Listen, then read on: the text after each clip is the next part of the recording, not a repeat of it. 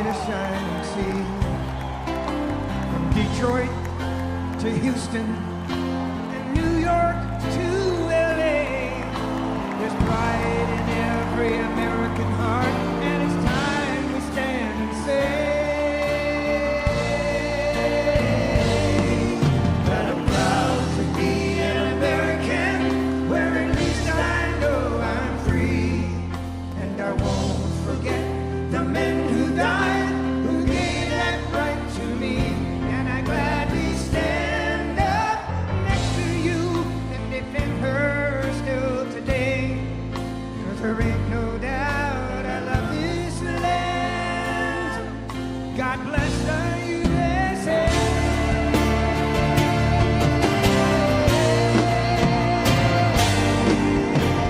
And I'm proud to be an American, where at least I know I'm free, and I won't forget the men who died, who gave that right to me, and I gladly stand up next to you and defend her still today, 'cause there ain't no doubt I love this land.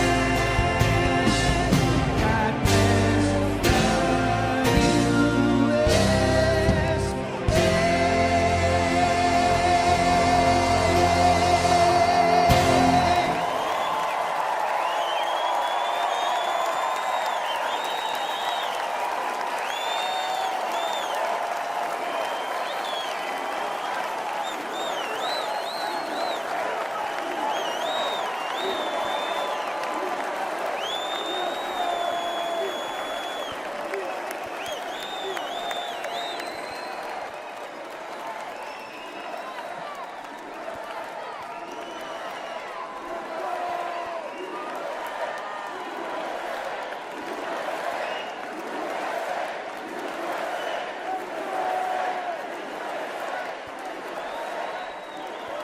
Thank you very much.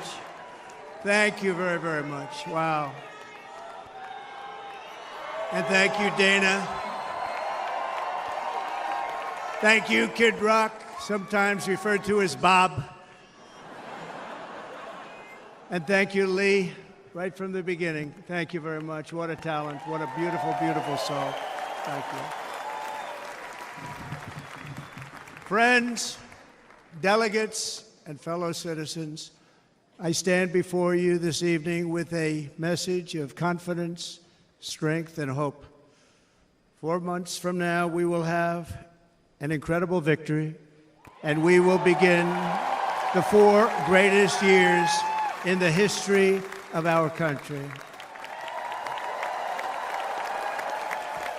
Together, we will launch a new era of safety, prosperity, and freedom for citizens of every race, religion, color, and creed. The discord and division in our society must be healed. We must heal it quickly. As Americans, we are bound together by a single fate and a shared destiny. We rise together or we fall apart. I am running to be president for all of America, not half of America, because there is no victory in winning for half of America. So tonight, with faith and devotion, I proudly accept your nomination for President of the United States. Thank you.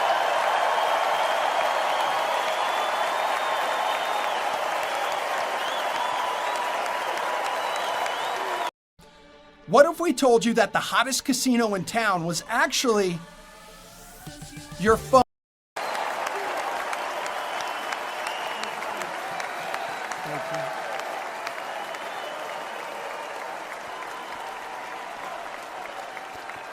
Thank you very much.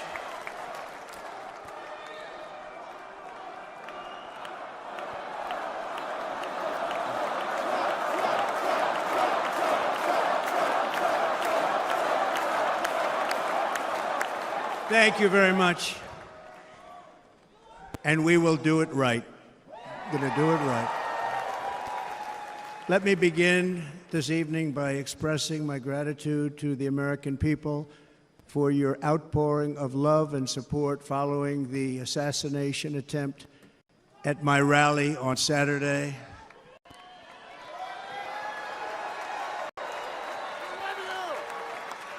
As you already know, the assassin's bullet came within a quarter of an inch of taking my life. So many people have asked me, what happened? Tell us what happened, please. And therefore, I will tell you exactly what happened, and you'll never hear it from me a second time because it's actually too painful to tell. It was a warm, beautiful day in the early evening in Butler Township in the great Commonwealth of Pennsylvania. Music was loudly playing, and the campaign was doing really well. I went to the stage, and the crowd was cheering wildly. Everybody was happy. I began speaking very strongly, powerfully, and happily, because I was discussing the great job my administration did on immigration at the southern border. We were very proud of it.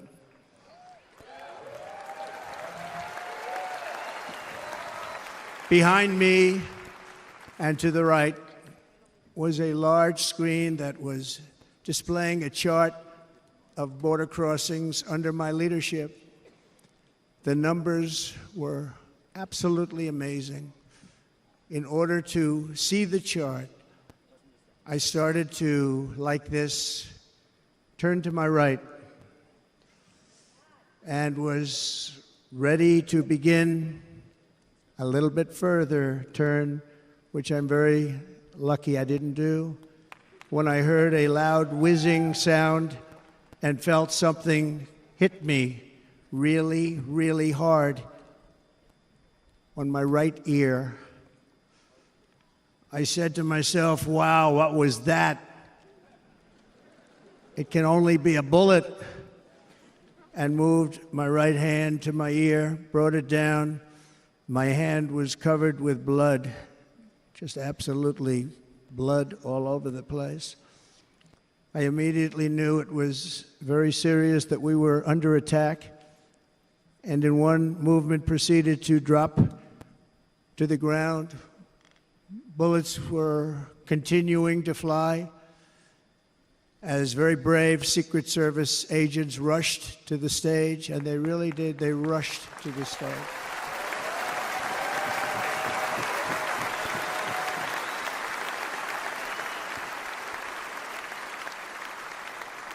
These are great people at great risk, I will tell you, and pounced on top of me so that I would be protected.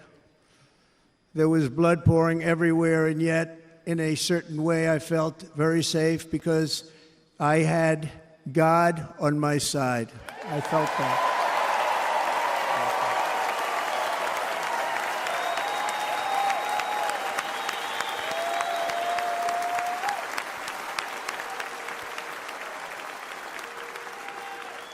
The amazing thing is that prior to the shot, if I had not moved my head at that very last instant, the assassin's bullet would have perfectly hit its mark, and I would not be here tonight. We would not be together. The most incredible aspect of what took place on that terrible evening in the fading sun was actually seen later. In almost all cases, as you probably know, and when even a single bullet is fired, just a single bullet, and we had many bullets that were being fired, crowds run for the exits or stampede, but not in this case. It's very unusual.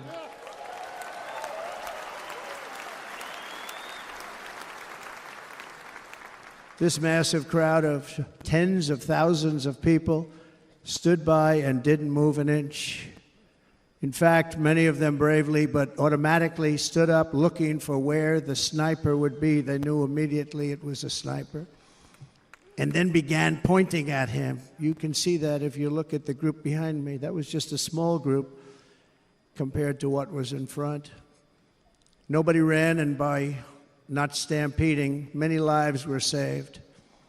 But that isn't the reason that they didn't move. The reason is that they knew I was in very serious trouble. They saw it. They saw me go down. They saw the blood and thought, actually most did, that I was dead. They knew it was a shot to the head. They saw the blood.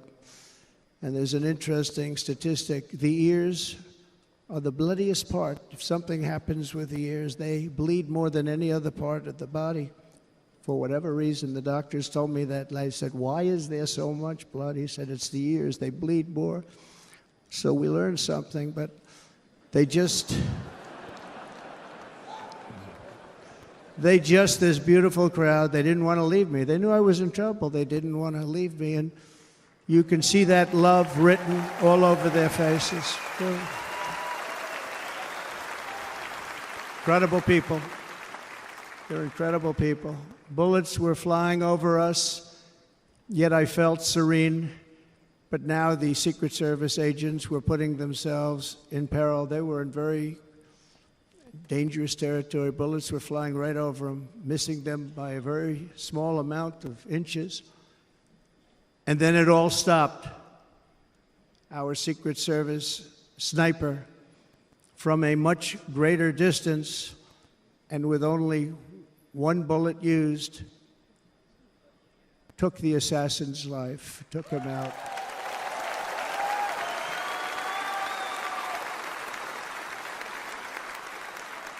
I'm not supposed to be here tonight. Not supposed to be here. Yeah.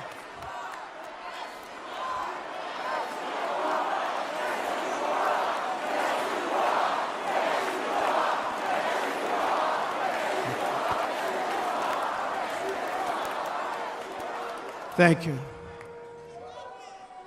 But I'm not. And I'll tell you, I stand before you in this arena only by the grace of Almighty God.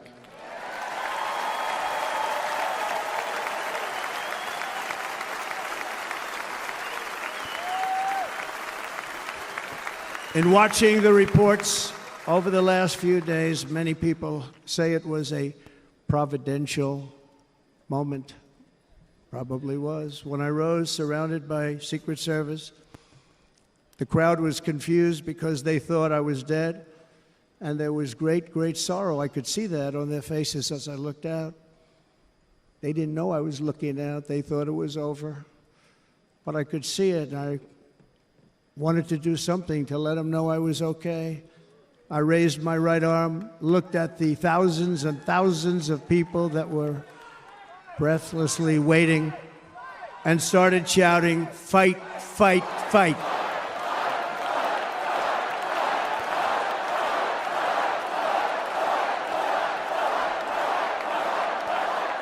Thank you. Once my clenched fist went up, and it was high into the air. You've all seen that. The crowd realized I was okay and roared with pride for our country like no crowd I have ever heard before. Never heard anything like it. For the rest of my life, I will be grateful for the love shown by that giant audience of patriots that stood bravely on that fateful evening in Pennsylvania. Tragically, the shooter claimed the life of one of our fellow Americans, Corey Comparator. Unbelievable person, everybody tells me. Unbelievable. And seriously wounded, two other great warriors. Spoke to them today. David Dutch and James Copenhaver, two great people. I also spoke to all three families of these tremendous people. Our love and prayers are with them, and Always will be. We're never going to forget them. They came for a great rally. They were serious Trumpsters, I want to tell you. They were serious Trumpsters and still are. But Corey, unfortunately, we have to use the past tense. He was incredible. He was a highly respected former fire chief, respected by everybody. Was accompanied by his wife, Helen, incredible woman. I spoke to her today, devastated, and two precious daughters. He lost his life selflessly acting as a human shield to protect them from flying bullets. He went right over the top of them and was hit. What a fine man he was.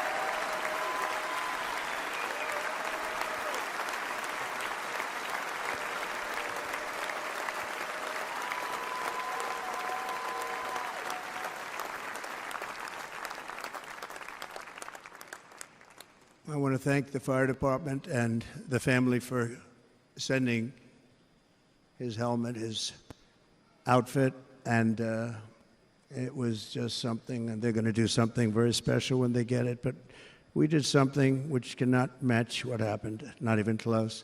But I am very proud to say that over the past few days, we've raised $6.3 million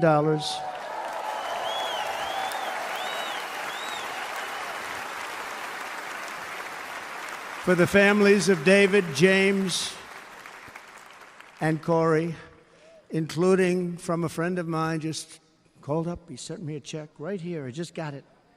$1 million from Dan Newland. Thank you, Dan.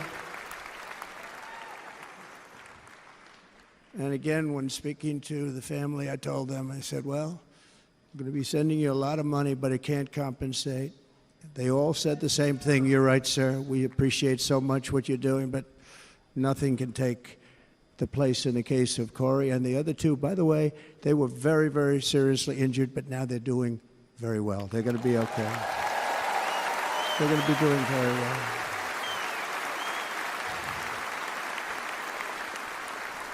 They're warriors. So now I ask that we observe a moment of silence in honor of our friend Corey.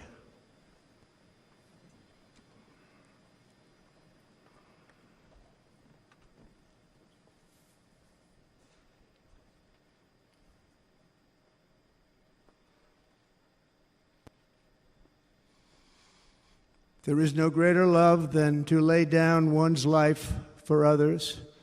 This is the spirit that forged America in her darkest hours, and this is the love that will lead America back to the summit of human achievement and greatness. This is what we need. Despite such a heinous attack, we unite this evening more determined than ever. I am more determined than ever, and so are you. So is everybody in this room.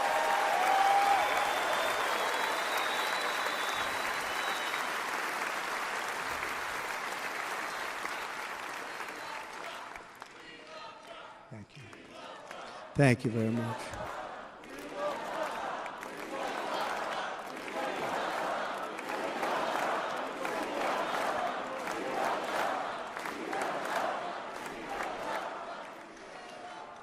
Our resolve is unbroken and our purpose is unchanged to deliver a government that serves the American people better than ever before. Nothing will stop me in this mission because our vision is righteous and our cause is pure. No matter what obstacle comes our way, we will not break, we will not bend, we will not back down, and I will never stop fighting for you, your family, and our magnificent country. Never.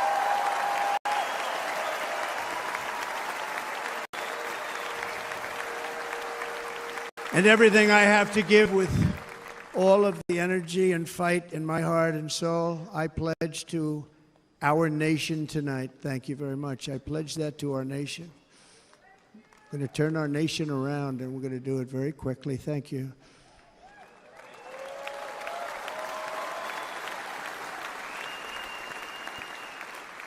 This election should be about the issues facing our country and how to make America successful, safe, free, and great again.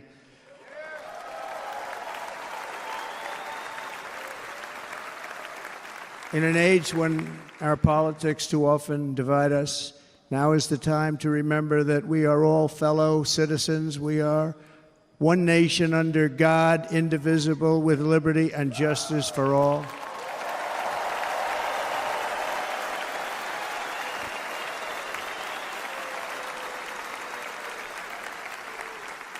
And we must not criminalize dissent or demonize political disagreement, which is what's been happening in our country lately at a level that nobody has ever seen before. In that spirit, the Democrat Party should immediately stop weaponizing the justice system and labeling their political opponent as an enemy of democracy. Especially since that is not true. In fact, I am the one saving democracy for the people of our country.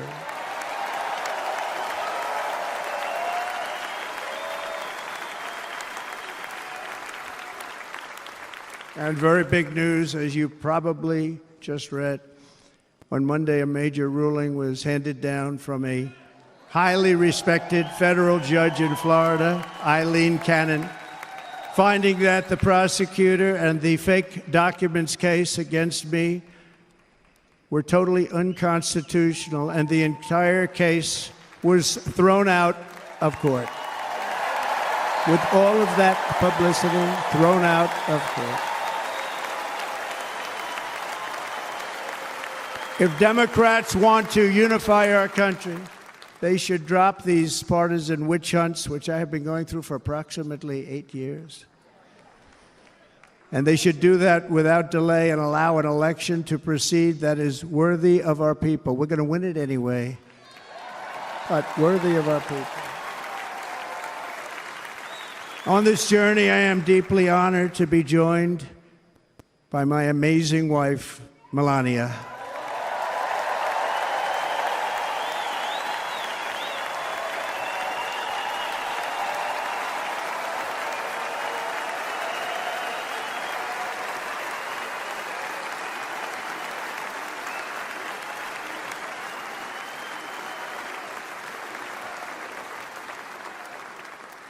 And Melania, thank you very much. You also did something really beautiful, a letter to America calling for national unity, and it really took the Republican Party by surprise. I will tell you, it was beautiful.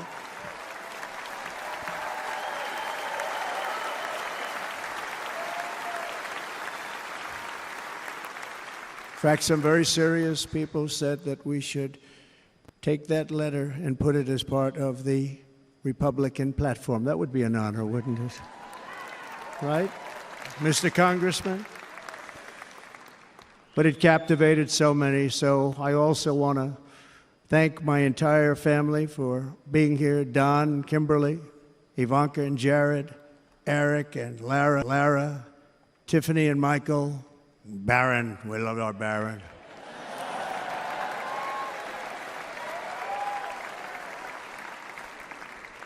And of course, my 10 wonderful grandchildren. You saw a few of them up there on my lap before.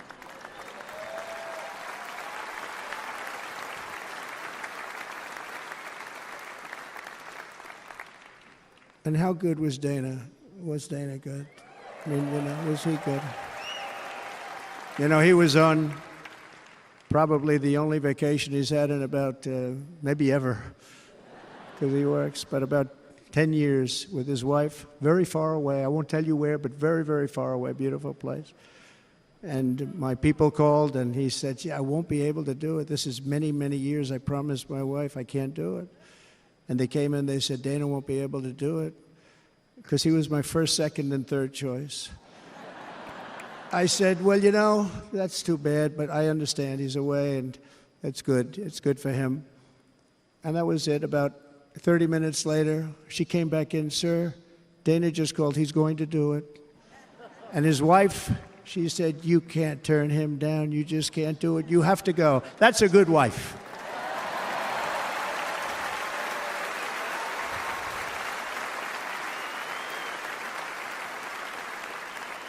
So he got on a plane. He got here a little while ago. Now he's going to get on the plane in a little while, and he's going to go back home to his wife. But they're great, and I just want to thank her and him and their whole family, because that's not easy. And Kid Rock, same thing. Called, he said, I want to be a part of it. I want to be a part, because, you know, Kid does his great song, Big, Big Monster song. I had no idea. You know, he became a friend of mine over the last 10 years. And he's amazing. Everyone loves him. I didn't even know how big he was. You know, he has rallies, 35, 40,000 people he gets every time he goes out. I think he's making so much money, he doesn't know what the hell to do with it. You want to know? And then we have my other friend, and I've known him so long, and we took that song, and it was a big success, but we made that. I saw a chart of great songs to America. That was #1 on the chart recently, #1. So that's Lee Greenwood, a very special, beautiful person. He's a beautiful man. But they all wanted to be here. They called. And how about the Hulkster? How good was he? Is he up? Where is he? Boy, oh boy.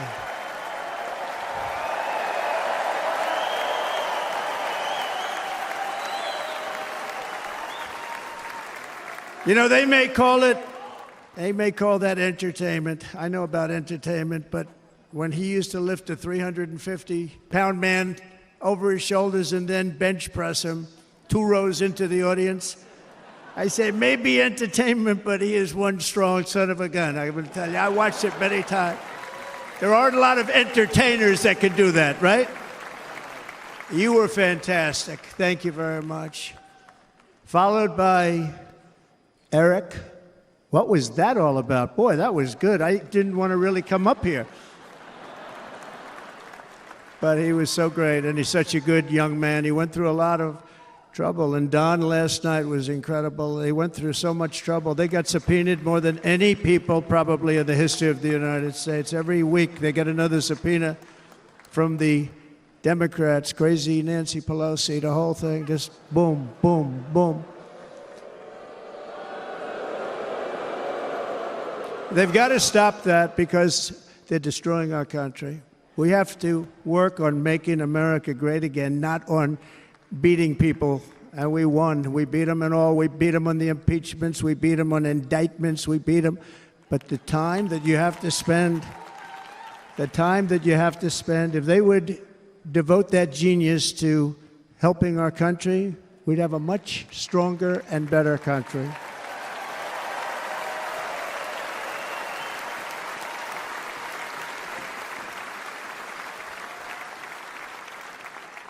And Jason, the biggest star in country music. Jason, thank you for being here. Jason, thank you very much. Jason Aldean, he's good. I like his wife even better, by the way. She's here.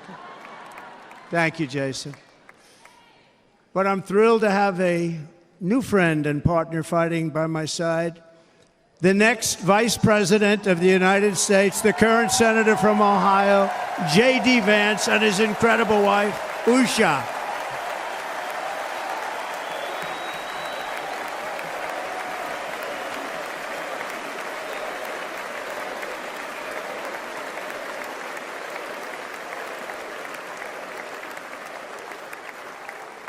He's going to be a great Vice President. He's going to be great. He'll be with this country and with this greatest movement in the history of our country, Make America Great Again.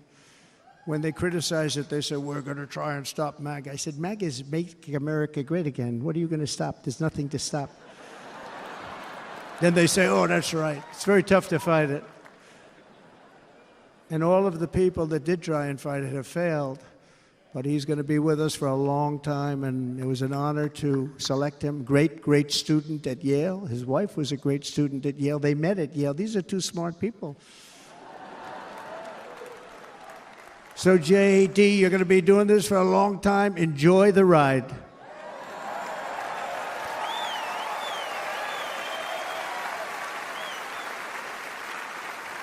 And a very special thank you to the extraordinary people of Milwaukee and the great state of... Oh, there they are. There they are. You are so easy to spot. And Green Bay's going to have a good team this year, right? They're going to have a good team. They're going to have a good team. Most of the audience doesn't like it, but it's true. You're going to have a very good team this year. And by the way, Wisconsin, we are spending over $250 million here creating jobs and other economic development all over the place. So I hope you will remember this in November and give us your vote. I am trying to buy your vote. I'll be honest about that.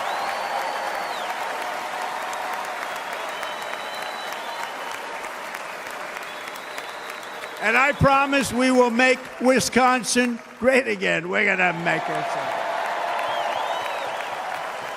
Thank you, Mr. Governor. Thank you very much. Thank you. I'm here tonight to lay out a vision for the whole nation.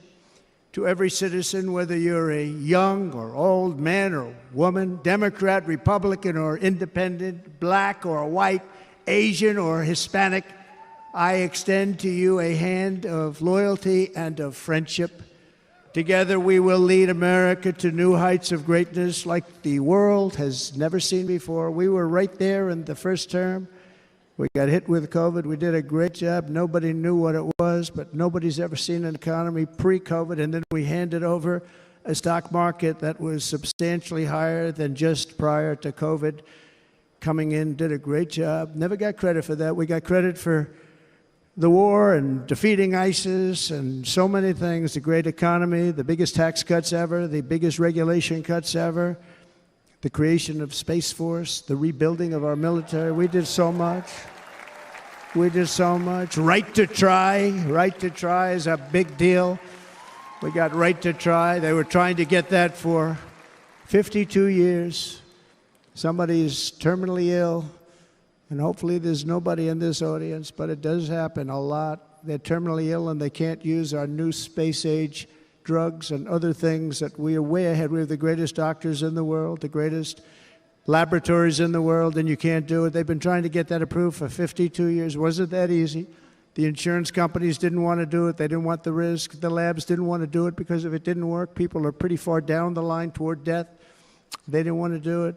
The doctors didn't want to have it on their records, so I got everybody into an office. 52 years they tried. Sounds simple, but it's not.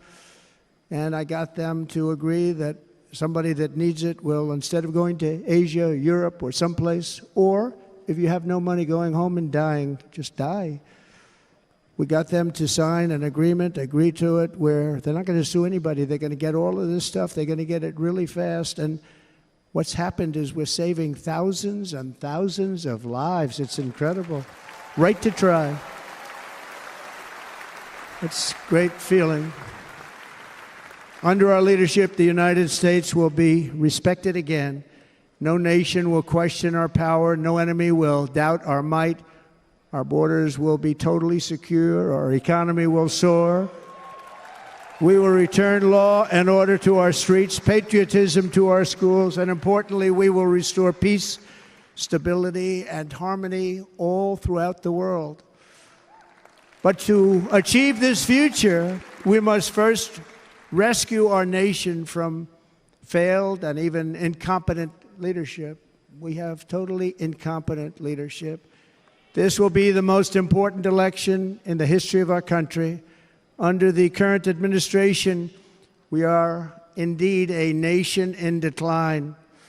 We have an inflation crisis that is making life unaffordable, ravaging the incomes of working and low-income families, and crushing, just simply crushing our people like never before. They've never seen anything like it. We also have an illegal immigration crisis, and it's taking place right now as we sit here in this beautiful arena. It's a massive invasion at our southern border that has spread misery, crime, poverty, disease, and destruction to communities all across our land. Nobody's ever seen anything like it. Then there's an international crisis, the likes of which the world has seldom been part of. Nobody can believe what's happening. War is now raging in Europe and the Middle East. A growing specter of conflict hangs over Taiwan, Korea, the Philippines, and all of Asia. And our planet is teetering on the edge of World War III. And this will be a war like no other war because of weaponry. The weapons are no longer army tanks going back and forth shooting at each other. These weapons are obliteration. It's time for a change. This administration can't come close to solving the problems. We're dealing with very tough, very fierce people. They're fierce people. And we don't have fierce people. We have people that are a lot less than fierce, except when it comes to cheating on elections and a couple of other things. Then they're fierce. Then they're fierce. So tonight, I make this pledge to the great people of America. I will end the devastating inflation crisis immediately, bring down interest rates, and lower the cost of energy. We will drill, baby, drill.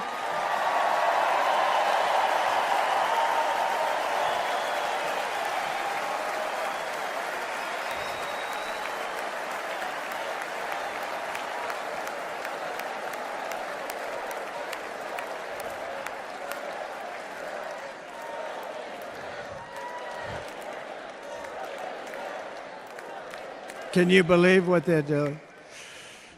But by doing that, we will lead a large-scale decline in prices. Prices will start to come down. Energy raised it. They took our energy policies and destroyed them. Then they immediately went back to them, but by that time, so much was lost.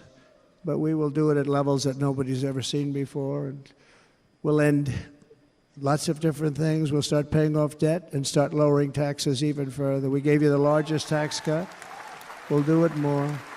You know, people don't realize I brought taxes way down, way down, and yet we took in more revenues the following year than we did when the tax rate was much higher. Most people said, how did you do that? Because it was incentive. Everybody was coming to the country. They were bringing back billions and billions of dollars into our country. The companies made it impossible to bring it back. The tax rate was too high, and the legal complications were far too great.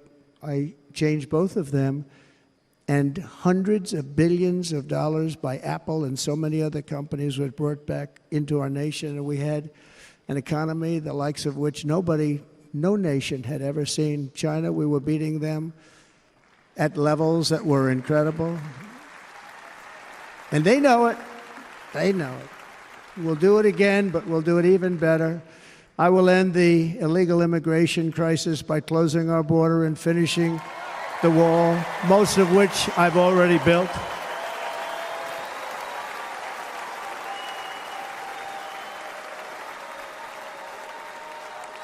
On the wall, we were dealing with a very difficult Congress. And I said, oh, that's okay. We won't go to Congress. I call it an invasion. We gave our military almost $800 billion. I said, I'm going to take a little of that money because this is an invasion. And we built, most of the wall is already built.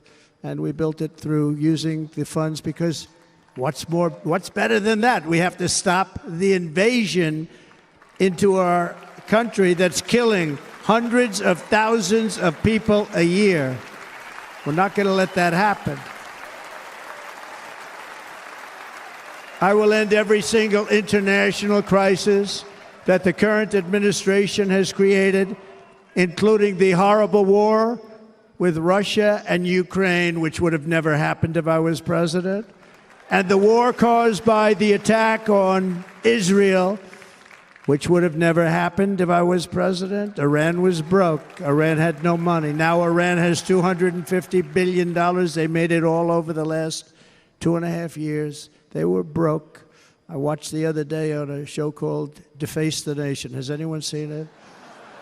And they had a congressman who was a Democrat say, well, whether you like him or not, Iran was broke dealing with Trump. I told China and other countries, if you buy from Iran, we will not let you do any business in this country, and we will put tariffs on every product you do send in of 100% or more. And they said to me, well, I think that's about it. They weren't going to buy any oil. And they were ready to make a deal. Iran was going to make a deal with us. And then we had that horrible, horrible result that we'll never let happen again. The election result, we're never going to let that happen again. They used COVID to cheat. We're never going to let it happen again. And they took off all the sanctions, and they did everything possible for Iran. And now Iran is very close to having a nuclear weapon, which would have never happened. This is a shame what this administration, the damage that this administration has done. And I say it often, if you took the 10 worst presidents in the history of the United States, think of it, the 10 worst, added them up, they will not have done the damage Biden has done. I'm only going to use the term once. Biden. I'm not going to use the name anymore, just one time. The damage that he's done to this country is unthinkable. It's unthinkable. Together we will restore vision, strength, competence, and we're going to have a thing called common sense making most of our decisions, actually. It's all common sense.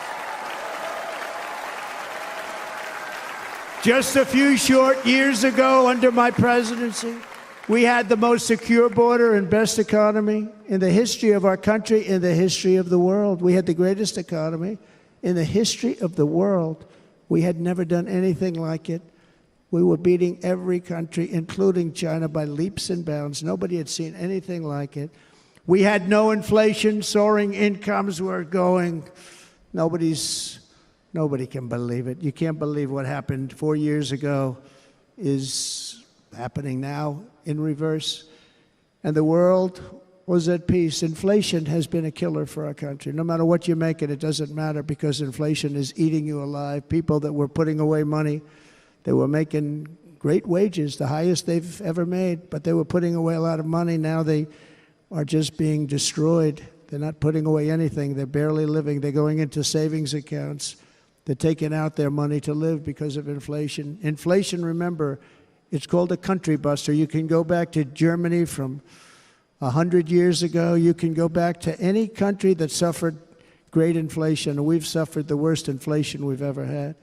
But go back and see what's happened to those countries. We've had the worst inflation we've ever had under this person. But in less than 4 years, our opponents have turned incredible success into unparalleled tragedy and failure. It's been a tremendous failure. Today, our cities are flooded with illegal aliens. Americans are being squeezed out of the labor force, and their jobs are taken. And by the way, you know who's taking the jobs that are created? 107% of those jobs are taken by illegal aliens. And you know who's being hurt the most by millions of people pouring into our country? The black population and the Hispanic population, because they're taking the jobs from our black population, our Hispanic population, and they're also taking them from unions. The unions are suffering because of it. Thank you. Thank you. I like you too. Thank you very much. Inflation has wiped out the life savings of our citizens and forced the middle class into a state of depression and despair. That's what it is. It's despair and depression. We cannot and will not let this continue. Less than 4 years ago, we were a great nation, and we will soon be a great nation again. We're going to be a great nation again.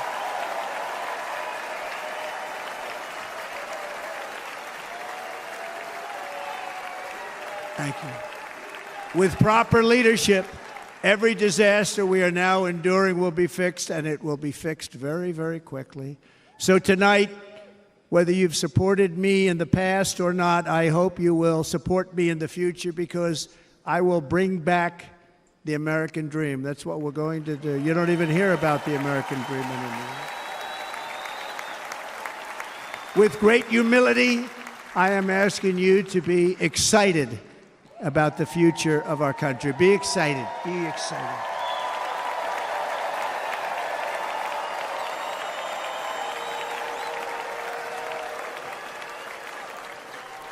And by the way, the news reports, look at all of those big networks. Look at them. They're all here. But every one of them has said this could be the most organized, best run, and most enthusiastic convention of either party that they've ever seen. Every single one.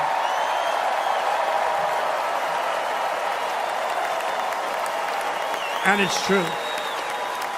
It's true. And there's love in the room. There's great love in the room.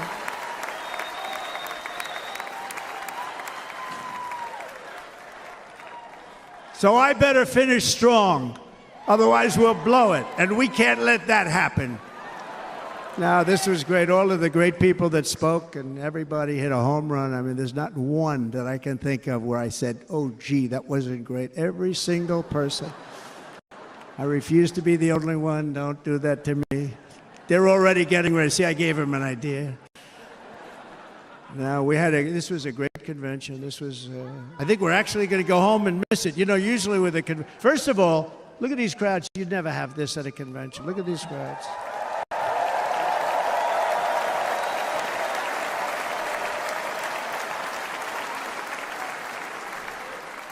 Love. It's about love. This week, the entire Republican Party has formally adopted an agenda for America's renewal, and you saw that agenda. And it's very short compared to the long, boring, meaningless agendas of the past, including the Democrats. They write these things that are hundreds of pages long, and they never read them after they're done. In their case, fortunately, they don't read them because they're pretty bad. It's a series of bold promises that we will swiftly implement when you give us a Republican House. And Mr. Speaker, thank you very much. We have our great Speaker of the House with us tonight. Mr. Speaker, thank you very much. Thank you. A Republican Senate, we have many senators here. And send me back to our beautiful White House just a few short months from now. We're talking about just months. It can't come fast enough. We have to get it done. First, we must get economic relief to our citizens. Starting on day one, we will drive down prices and make America affordable again. We have to make it affordable. It's not affordable. People can't live like this. Under this administration, our current administration, groceries are up 57%, gasoline is up 60 and 70%, mortgage rates have quadrupled. And the fact is, it doesn't matter what they are because you can't get the money anyway. You can't buy houses. Young people can't get any financing to buy a house. The total household costs have increased an average of $28,000 per family under this administration. Republicans have a plan to bring down prices and bring them down very, very rapidly. By slashing energy costs, we will in turn reduce the cost of transportation, manufacturing, and all household goods. So much starts with energy. And remember, we have more liquid gold under our feet than any other country by far. We are a nation that has the opportunity to make an absolute fortune with its energy. We have it, and China doesn't.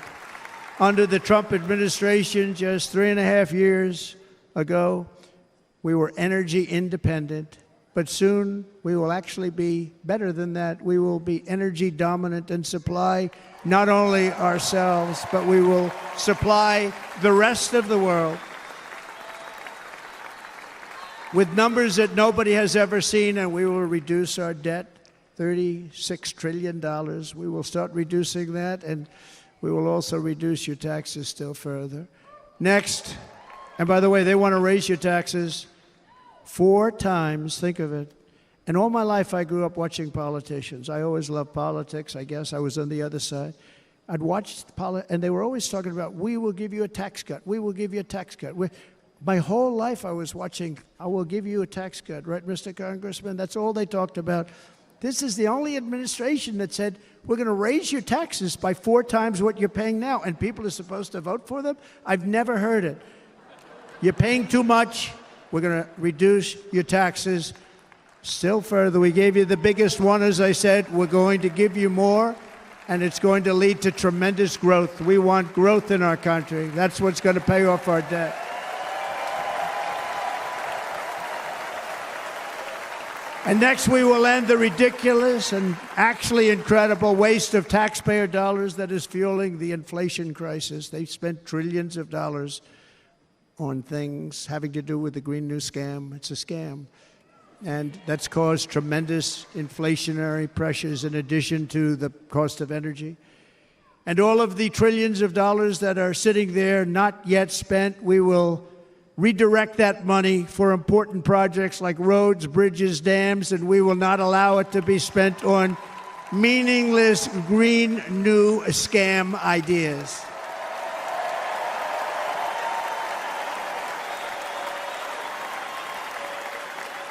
And I will end the electric vehicle mandate on day one.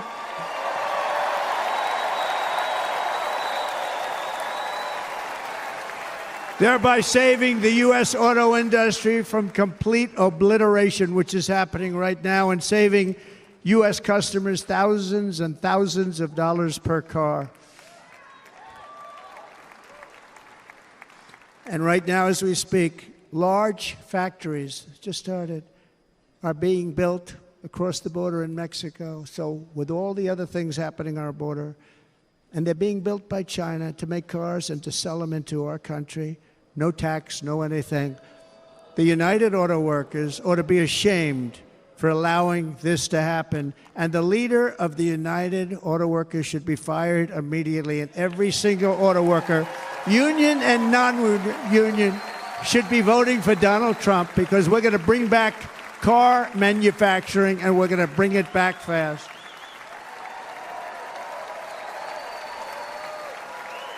They're building some of the largest auto plants anywhere in the world. Think of it, in the world. We're going to bring it back. We're going to make them. We don't mind that happening, but those plants are going to be built in the United States, and our people are going to man those. You got any picks for tonight? Taking the Raps to cover. Really? Okay, well, if you're right about that bet, I'll pose for an art. Think you know sports? Play on PointsBet. Is it cold in here? 200% on each car, and they will be unsellable in the United States. We have long been taken advantage of by other countries. And think of it, oftentimes these other countries are considered so-called allies. They've taken advantage of us for years. We lose jobs, we lose revenue, and they gain everything and wipe out our businesses, wipe out our people. I stopped it for 4 years. I stopped it. And we're really ready to make changes like nobody had seen before. And remember, USMCA, I got rid of NAFTA, the worst trade deal ever made, and replaced it with USMCA, which is, they say, the best trade deal ever made. Actually, probably the best trade deal was the deal I made with China, where they buy $50 billion worth of our product. They were buying nothing. They buy $50 billion worth. They had to. But I don't even talk about it because of COVID. I don't even mention it, frankly, because of what happened with the China virus.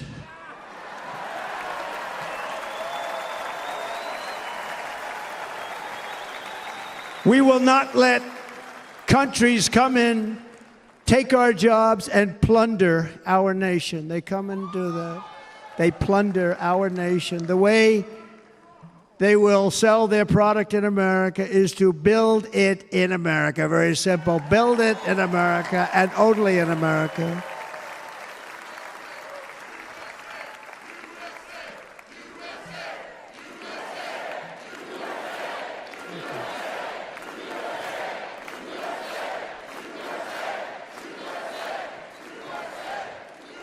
And this very simple formula, and Congress has to go along with us, and they will. This very simple formula will create massive numbers of jobs. We will take over the auto industry again and many hundreds of thousands of jobs.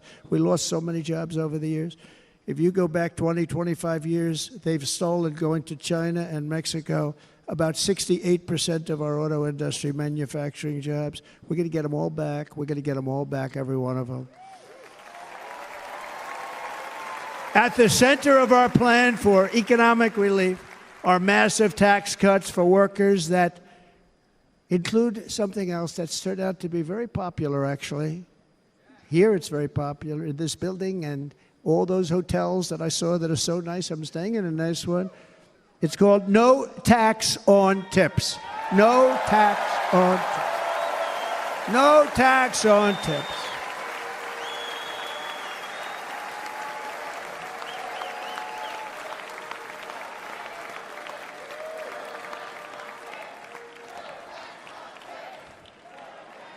I got that by having dinner recently in Nevada, where we're leading by about 14 points.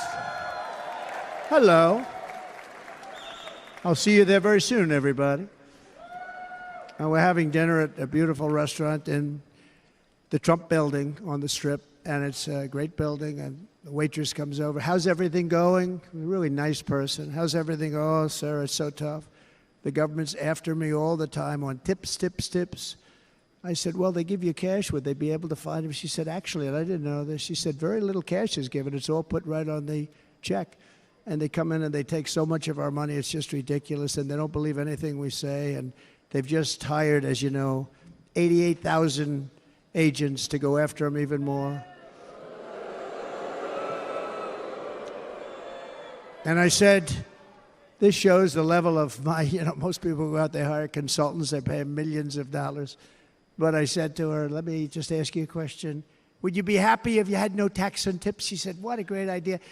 I got my information from a very smart waitress. That's better than spending millions of dollars. And everybody loves it. Waitresses and caddies and drivers and everybody. It's a large group of people that are being really hurt badly. They make money, let them keep their money.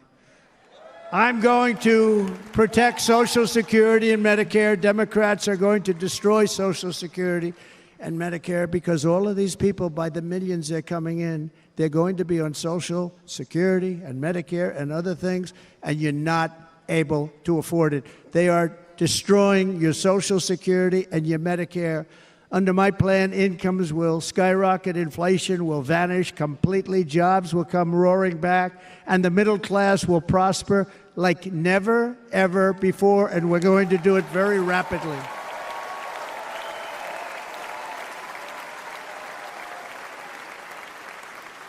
But no hope or dream we have for America can succeed unless we stop the illegal immigrant invasion, the worst that's ever been seen anywhere in the world. There's never been an invasion like this anywhere. Third world countries would fight with sticks and stones not to let this happen. The invasion at our southern border, we will stop it, and we will stop it quickly. You heard Tom Homan yesterday. Tom Homan, put him in charge and just sit back and watch. Brandon Judd of Border Patrol, he's incredible. These guys, they really, their job is a lot easier if they don't have to do anything, but they want to. They're patriots. Brandon Judd, Border Patrol, ICE. ICE goes out. You have to see what ICE does with MS-13. You have these are probably the worst gang, and ICE goes in there. And I know a lot of people in these rows here, and they're very tough people, but they don't want to do this job. They'll go into a pack of MS-13 killers. They're the worst, probably the worst gangs in the world. We have thousands of them. I moved thousands and thousands out in my 4 years. We moved them out, and it was a pleasure. But ICE would go right back of these killers, and you see fists flying, you see everything flying, and then they take them. They put them in a paddy wagon. They take them back, and they get them out of our country. And the other countries weren't accepting them back, and I called up, and I said, tell them that we're not giving them economic aid anymore. And the next day, I got calls from all of these countries that were terminated. Billions of dollars we spend on economic aid to countries that does us, frankly, no good. And the next day I was called by everybody. I couldn't take all the calls. Sir, what's the problem? I said, you won't take your killers back that you sent in caravans into America. You won't take them back. Well, sir, if you'd like us to, we would give very serious consideration to doing that. And within 24 hours, they were being taken back. For years and years, when I first came in, they said President Obama tried to get him to go back, and they wouldn't accept him. They'd put planes on the runway so you couldn't leave the plane. They'd close the road so you couldn't take the buses. They'd all have to turn back. As soon as I said no more economic aid of any kind to any country that does that, they called back and they said, sir, it would be our great honor to take MS-13. We love them very much. We love them very much, sir. We'll take them back. At the heart of the Republican platform is our pledge to end this border nightmare and fully restore the sacred and sovereign borders of the United States of America, and we're going to do that on day one.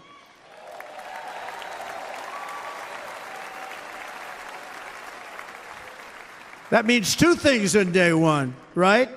Drill, baby, drill, and close our borders.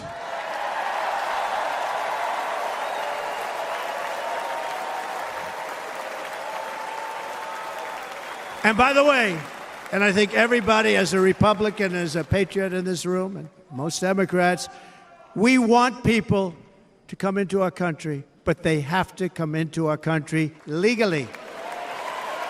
Legally. Less than 4 years ago, I handed this administration the strongest border in American history. But you can see on the chart that saved my life, that was the chart that saved my life. I said, look it, I'm so proud of it. I think it's one of the greatest, it was done by the Border Patrol, one of the greatest charts I've ever seen. It showed everything just like that. You know the chart. Oh, there it is. That's pretty good. Wow. Last time I put up that chart, I never really got to look at it.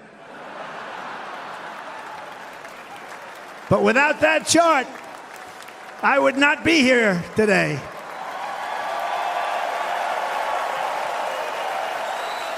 Never got to look at it.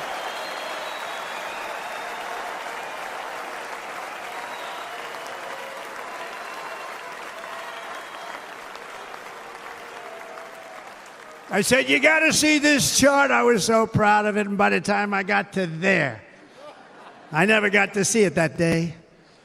But I'm seeing it now, and I was very proud. If you look at the arrow on the bottom, that's the lowest level, the one on the bottom, heavy red arrow. That's the lowest level of illegal immigrants ever to come into our country in recorded history, right there. Right there. And that was my last week in office.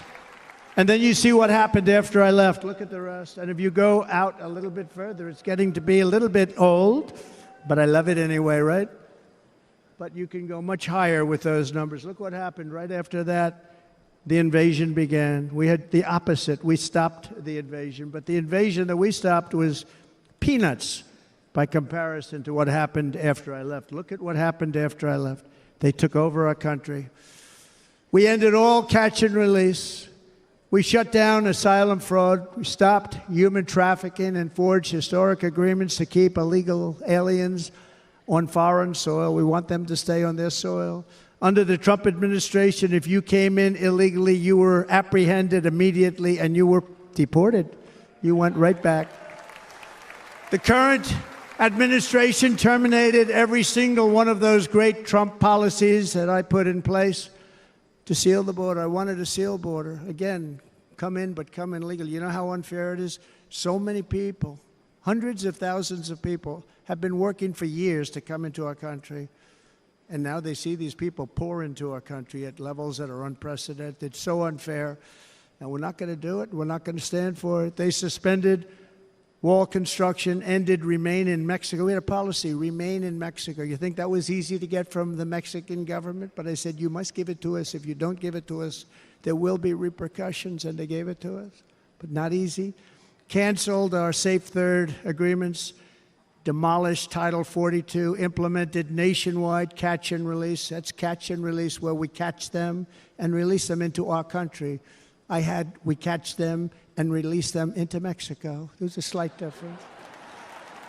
and took 93, this is the previous administration, 93 executive actions to throw open our border to the world. The entire world is pouring into our country because of this very foolish administration. The greatest invasion in history is taking place right here in our country.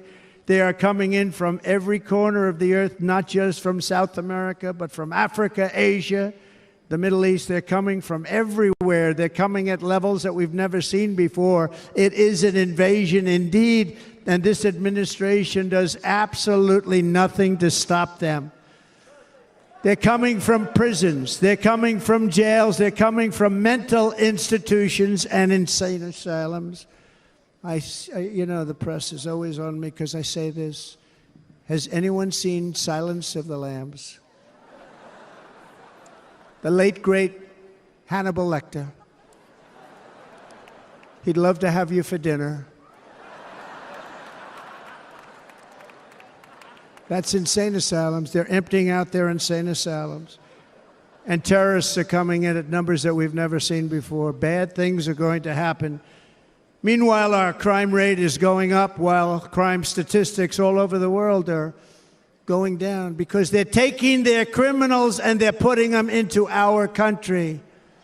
A certain country, and I happen to like the president of that country very much, but he's been getting great publicity because he's a wonderful shepherd of the country. He says how well the country's doing because their crime rate is down. And he said he's training all of these rough people. They're rough, rough, rough.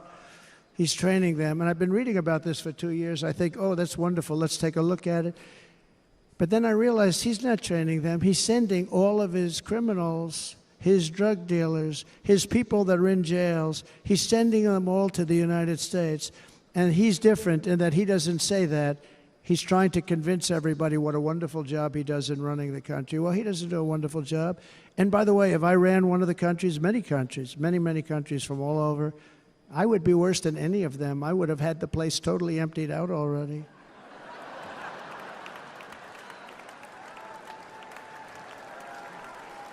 But we become a dumping ground for the rest of the world, which is laughing at us. They think we're stupid. And they can't believe that they're getting away with what they're getting away with, but they're not going to be getting away with it for long. That's what I can tell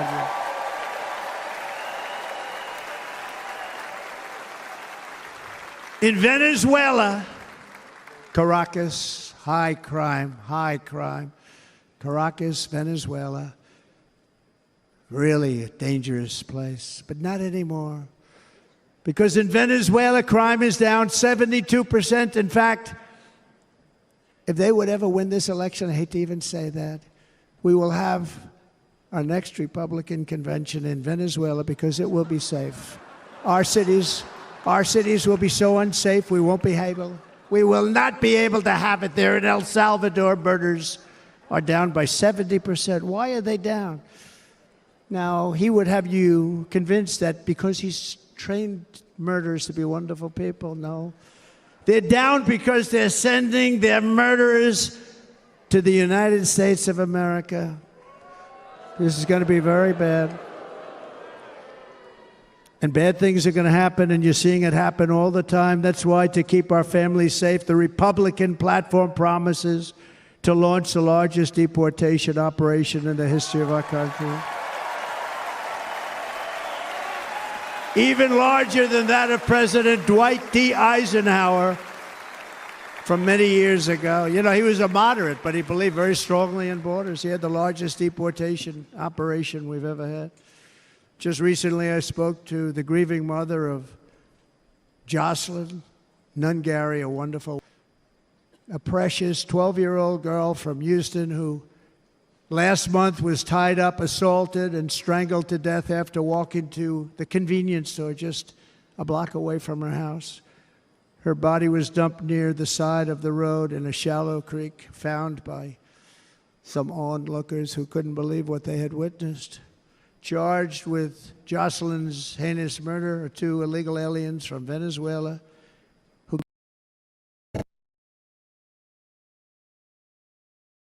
road in a shallow creek, found by some onlookers who couldn't believe what they had witnessed. charged with Jocelyn's heinous murder are 2 illegal aliens from Venezuela who came across our border, were in custody, and were then released into the country by this horrible, horrible administration that we have right now. I also met recently with the heartbroken mother and sister of Rachel Morin. Rachel was a 37-year-old mom of 5 beautiful children who was brutally raped and murdered while out on a run. She wanted to keep herself in good shape. It was very important to her. She was murdered. The monster responsible first killed another woman in El Salvador before he was led into America by the White House. This White House let them in. He then attacked a 9-year-old girl and her mother in a home invasion in Los Angeles before murdering Rachel in Maryland. Traveled all throughout the country, doing tremendous damage. Rachel's mother will never be the same. I spent time with her. She will never be the same. I've also met with the wonderful family of Laken Riley, the brilliant 22-year-old nursing student. She was so proud of being first in her class, who was out for a jog on the campus of the University of Georgia when she was assaulted, beaten, and horrifically killed. Yet another American life was stolen by a criminal alien set free by this administration. And these were incredible people we're talking about. These were incredible people who died. Tonight, America, this is my vow. I will not let these killers and criminals into our country.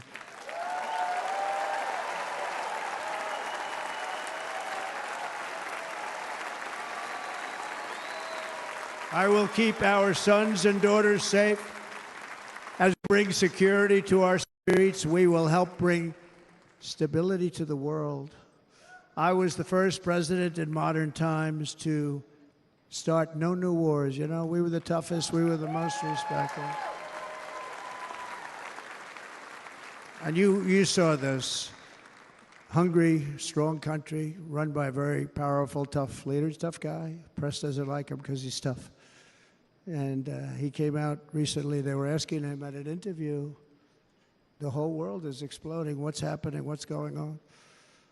Viktor Orban, Prime Minister of Hungary, very tough man.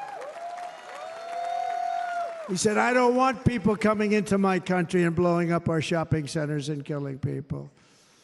But they said to him, tell us what's going wrong, what's happening, what is it? He said, there's only one way you're going to solve it. You got to bring President Trump back to the United States because he kept everybody at bay. He used a word I wouldn't use because I can't use that word, because you'd say it was braggadocious. The press would say he was a braggart. I'm not a braggart. But Viktor Orban said it. He said Russia was afraid of him. China was afraid of him. Everybody was afraid of him. Nothing was going to happen. The whole world was at peace. And now the world is blowing up around us. All of these things that you read about were not going to happen. Under President Bush, Russia invaded Georgia. Under President Obama, Russia took Crimea. Under the current administration, Russia is after all of Ukraine. Under President Trump, Russia took nothing.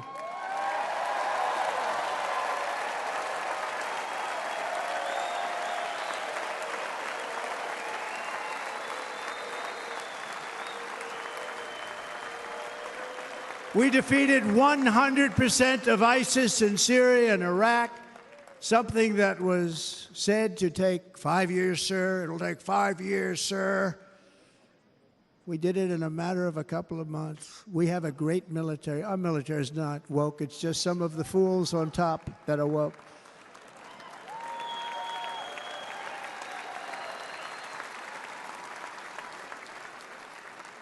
I got along very well. North Korea, Kim Jong-un, I got along very well with him. The press hated when I said that. How could you get along with him? Well, you know, it's nice to get along with somebody who has a lot of nuclear weapons or otherwise, isn't it? See, in the old days, they'd say, that's a wonderful thing. Now they say, how could you possibly do that? But no, I got along with him, and we stopped the missile launches from North Korea. Now North Korea is acting up again, but When we get back, I get along with him. He'd like to see me back, too. I think he misses me, if you want to know the truth. Our opponents inherited a world at peace and turned it into a planet of war. We're in a planet of war. Look at that attack on Israel. Look at what's happening with Ukraine. The cities are just bombed out. How can people live like that where buildings, massive buildings, are falling to the ground?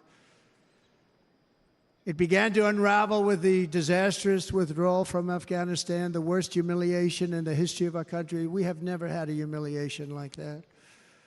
13 heroic U.S. service members were tragically and needlessly killed. 45 others were horrifically wounded. Nobody ever talks about them. No arms, no legs, face explosions, horrifically wounded. And by the way, we have a man in this room who's running for the U.S. Senate from a great state, Nevada, named Sam Brown, who paid the ultimate price. Thank you, Sam. Thank you, Sam.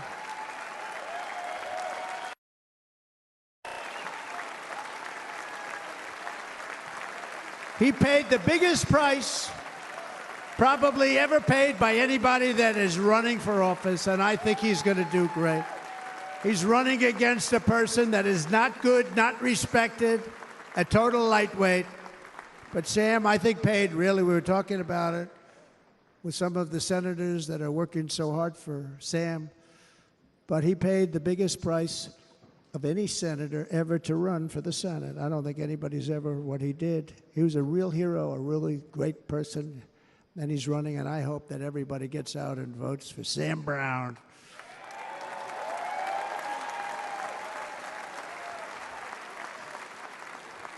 And we also left behind $85 billion worth of military equipment, along with many American citizens were left behind. Many American citizens, emboldened by that disaster. Russia invaded Ukraine. They saw this group of people that were incompetent. We took the soldiers out first. No, we're going to take the soldiers out second. If they would have followed my plan, we had a great plan. But the plan only kicked in if they did everything perfectly. And they weren't doing things perfectly, so we said it doesn't kick in. You know, 18 months in Afghanistan, we didn't have one, so they were killing them left and right, snipers. And I spoke to the head of the Taliban. You've heard this story. Abdul, still there, still the head of the Taliban. The press got on me, why would you speak to him? I said, because that's where the killing is. I don't have to speak to somebody that has nothing to do with it. And I told him, don't ever do that. Don't ever do that again. Don't ever do that again. You've got to stop. Because during the Obama administration, many great people and soldiers, but a lot of soldiers were being killed from long distance. I said, if you keep doing that, you're going to be hit harder than anybody's ever been hit by a country before.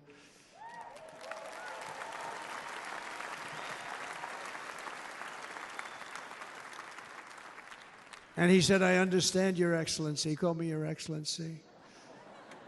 I wonder if he calls the other guy Your Excellency. I doubt it.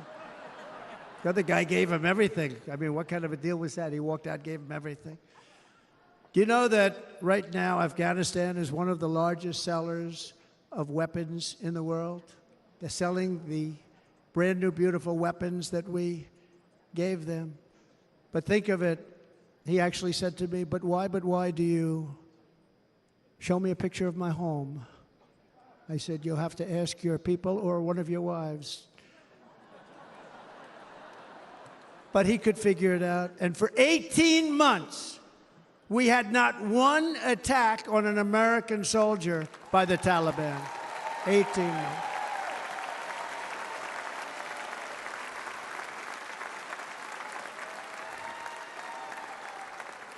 And then we had that horrible day where soldiers were killed. I was not there because of a ridiculous election. But we had that horrible attack. And they also gave up Bagram, one of the biggest bases anywhere in the world, air bases anywhere in the world, the longest runways, most powerful, hardened, thickened runways. We gave it up. And I liked it, not because of Afghanistan. I liked it because of China. It's 1 hour away from where China makes their nuclear weapons. And you know who has it now? China has it now. We were keeping that. And now China is likewise circling Taiwan, and Russian warships and nuclear submarines are operating 60 miles off the coast in Cuba. Do you know that? No, the press refuses to write about it. If that were me running this country and we had nuclear submarines in Cuba, I will tell you that the headlines every day would be, what's wrong with our president? You don't even hear this. You're not hearing about this.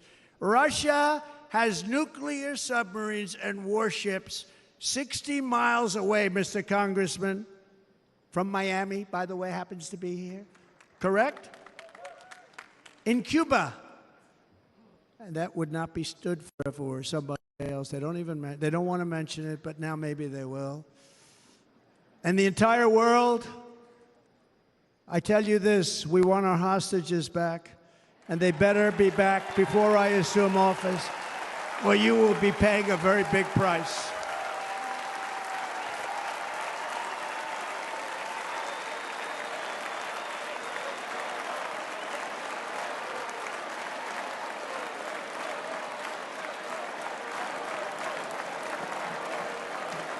With our victory in November, the years of war, weakness, and chaos will be over. I don't have wars. I had no wars other than ISIS, which I defeated, but that was a war that was started. We had no wars. I could stop wars with a telephone call.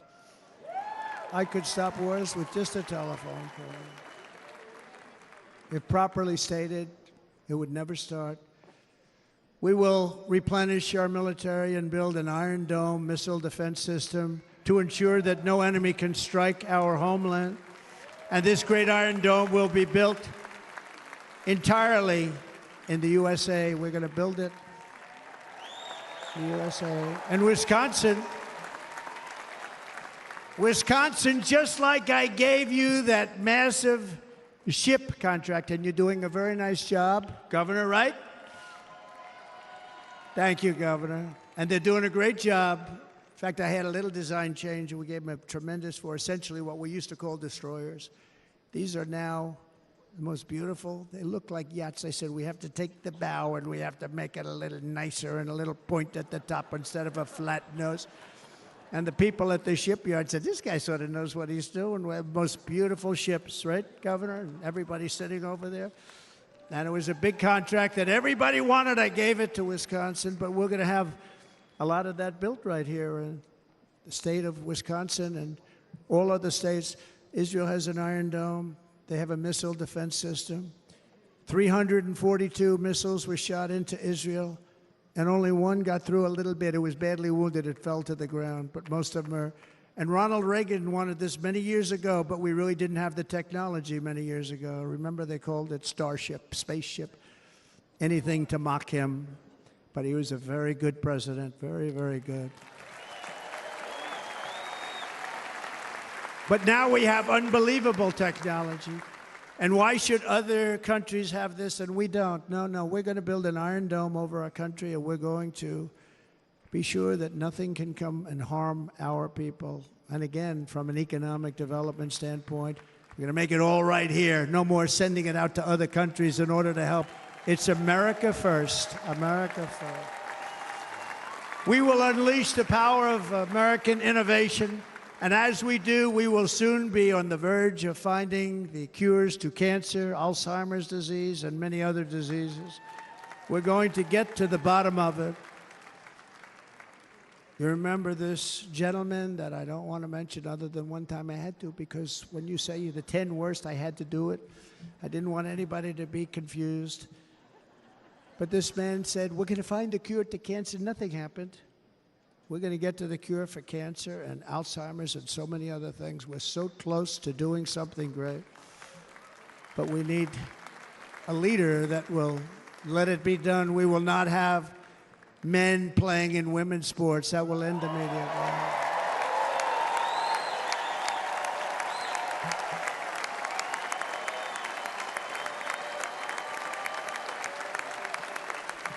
And we will restore and renovate our nation's once great cities, making them safe, clean, and beautiful again.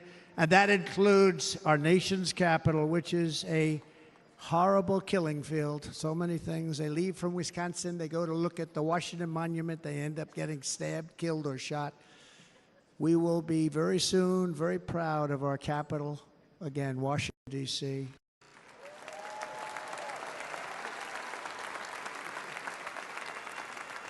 America is on the cusp of a new golden age, but we will have the courage to seize it. We're going to take it. We're going to make it a current. We're going to bring this into a golden age like never seen before. Remember this, China wants to do it. Japan wants to do it. All of these countries want to do it. We have to produce massive amounts of energy if we're going to produce the new. If you look at some of the things that have been done, and some of the things that we're going to do.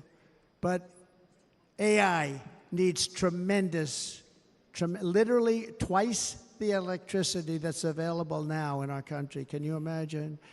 But instead, we're spending places where they recharge electric cars. They built 8 chargers at a certain location toward the Midwest. 8 chargers for $9 billion. Think of them as a tank for filling up your gas. Think of it. They spent $9 billion on 8 chargers, 3 of which didn't work. And if you were going to do this all over our country, this crazy electric mandate, if you're going to do this all, and by the way, I'm all for electric. They have their application. But if somebody wants to buy a gas-powered car, gasoline-powered car, or a hybrid, they're going to be able to do it. And we're going to make that change on day 1.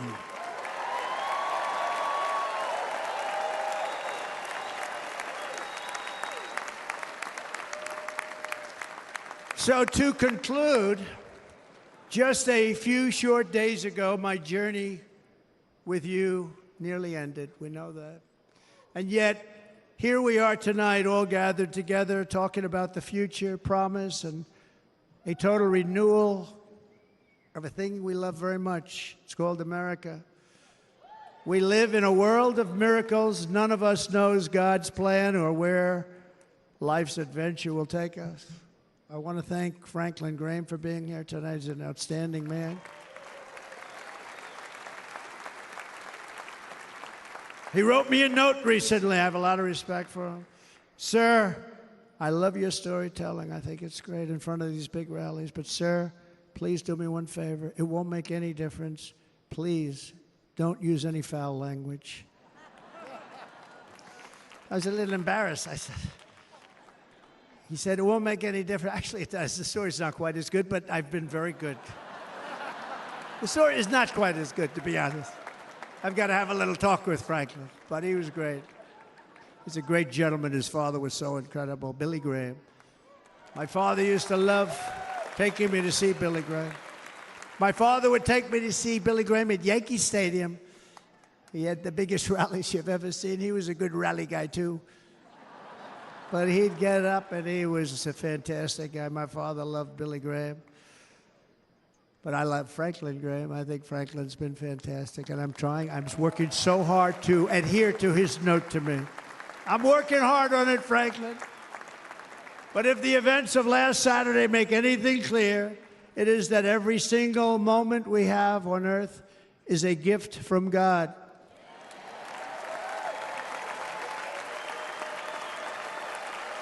We have to make the most of every day for the people and for the country that we love. The attacker in Pennsylvania wanted to stop our movement, but the truth is the movement has never been about me. It has always been about you. It's your movement. It's the biggest movement in the history of our country by far. Can't be stopped. It can't be stopped. It has always been about the hardworking, patriotic citizens of America. For too long, our nation has settled for too little. We settled for too little. We've given everything to other nations, to other people. You have been told to lower your expectations and to accept less for your families. I am here tonight with the opposite message. Nations are not big enough, Not big enough. It is time to start expecting and demanding the best leadership in the world, leadership that is bold, dynamic, relentless, and fearless. We can do that. We are Americans. Ambition is our heritage. Greatness is our birthright. But as long as our energies are spent fighting each other, our destiny will remain out of reach, and that's not acceptable. We must instead take that energy and use it to realize our country's true potential and write our own thrilling chapter of the American story. We can do it together. We will unite. We are going to come together, and success will bring us together.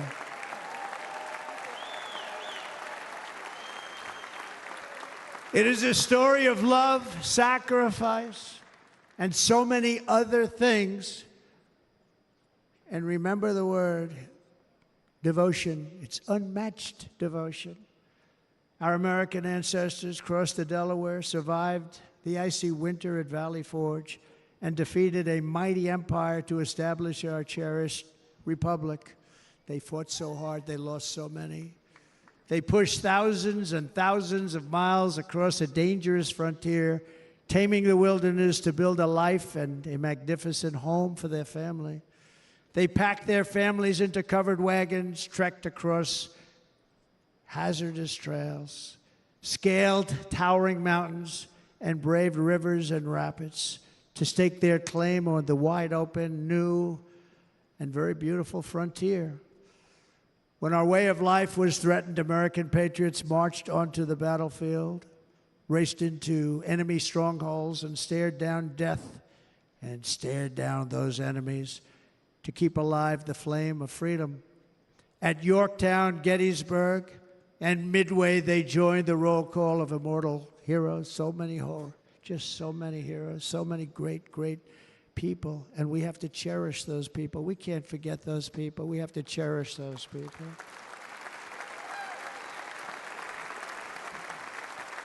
And building monuments to those great people is a good thing, not a bad thing. They saved our country. No challenge was too much. No hardship was too great. No enemy was too fierce. Together, these patriots soldiered on and endured, and they prevailed because they had faith in each other, faith in their country, and above all, they had faith in their God.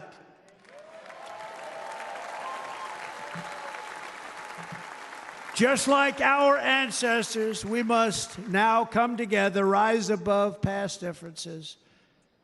Any disagreements have to be put aside and go forward, united as one people, one nation, pledging allegiance to one great, beautiful, I think it's so beautiful, American flag. Tonight I ask for your partnership, for your support, and I am humbly asking for your vote. I want your vote. It's going to make our country great again. Every day I will strive to honor the trust you have placed in me, and I will never, ever let you down. I promise that. I will never let you down. To all of the forgotten men and women who have been neglected, abandoned, and left behind, you will be forgotten no longer.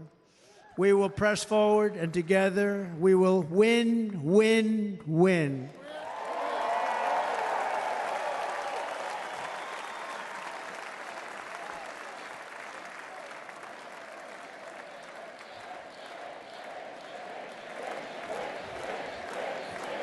Win, win, win, win, win, win.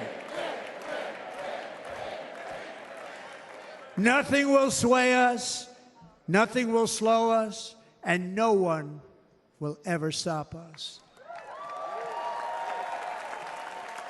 No matter what dangers come our way, no matter what obstacles lie in our path, we will keep striving toward our shared and glorious destiny, and we will not fail. We will not fail.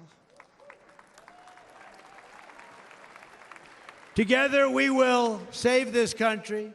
We will restore the republic, and we will usher in the rich and wonderful tomorrows that our people so truly deserve. America's future be bigger, better, bolder, brighter, happier, stronger, freer, greater, and more united than ever before.